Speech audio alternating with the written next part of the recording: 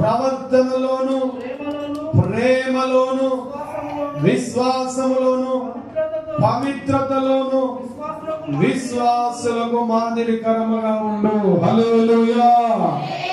తిమోతితో అంటున్నాడు పౌలు, నీ యవ్వనమును బట్టి యవ్వనిని తృణీకరింపనీయకుము. హల్లెలూయా. దీని అర్థం ఏంటిదంటే, దేవుని పిల్లలారా, మనము పవిత్రంగా ఉండాలని దేవుడు కోరుకుంటున్నాడు. పౌలు ఆ పత్రికలో రాస్తా ఉన్నాడు. పవిత్రంగా ఉండడానికి మనము దేవుని పిల్లలారా ఇవి ఏ విషయాలు అంటే వాక్యం అంటుంది, మీరు మీ యవ్వనాన్ని బట్టి ఎవరిని తృణీకరించనీయకు అంటున్నాడు. కొన్నిసార్లు మనల్ని బట్టే దేవుని నామానికి అవమానం కలుగుతుంది. ఏంటంటే మనము దేవుని దృష్టిలో మనం దేవునిలో చక్కగా లేక మనల్ని బట్టి దేవునికి అవమానం తెచ్చే వ్యక్తులంగా సిద్ధపడుతున్నాం. నీ యవ్వనాన్ని బట్టి నిన్ను ఎవరు తృణీకరించొద్దు, అంత పవిత్రంగా నీవు ఉండాలి అంటున్నాడు. హల్లెలూయా. చాలాసార్లు అనుకుంటాం కదా, నీవు చర్చలో అయితే బాగుంటది కానీ ఇంటికి వస్తే గయ్యాని మొహం అది. చర్చిలో అయితే బాగానే ఉంటుంది కానీ నోరు పెద్ద చేసి ఊరంతా ప్రచారం చేస్తుంటుంది.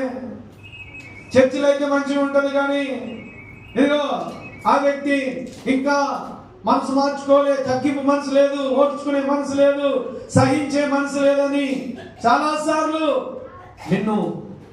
నిన్ను బట్టి నిన్ను తృణీకరించే వ్యక్తిగా నువ్వు సిద్ధపడుతున్నావా, నీవు కాపాడుకుంటలేవని అర్థం. హల్లెలూయా. అందుకే దేవుని పిల్లలారా, క్రైస్తవ జీవితం అంటే ఆలన పాలనతో జీవించే జీవితం కాదు కానీ దేవుడు నీకు ఇచ్చిన రక్షణను చివరి వరకు కాపాడుకొని, పరిశుద్ధంగా కాపాడుకొని, నీవు కాపాడుకొని ఆయనను చేరు వరకు నిన్ను ఎవడు తృణీకరించకుండా నీవు జీవించాలనేది దేవుని కోరిక. హల్లెలూయా. చదవగట్టిగా హల్లెలూయా. ఏలెత్తి చూపించొద్దు వీడు ఇట్లాంటి వాడని, ఏలెత్తి చూపించొద్దు ఇవి ఇట్లాంటిదని. ఎందుకు అనంటే అట్లాంటి జీవితాన్ని మనం కలిగి ఉండాలని దేవుడు కోరుకుంటున్నాడు. అట్లాగా మనము తృణీకరించబడకూడదని పౌలు కూడా తన పత్రికలో తిమోతితో రాస్తున్నాడు. బాబు, నిన్ను బట్టి ఎవరు కూడా నిన్ను తృణీకరించొద్దు అంటే, నిన్ను బట్టి ఎవరు కూడా ఏలెత్తి ఇట్లా చూపించొద్దు. అట్లా జీవించాలి ప్రజల మధ్యలో, అట్లా జీవించాలి సంఘం మధ్యలో, అట్లా జీవించాలి నీ జీవితంలో అని దేవుడు కోరుతాడు. హల్లెలూయా.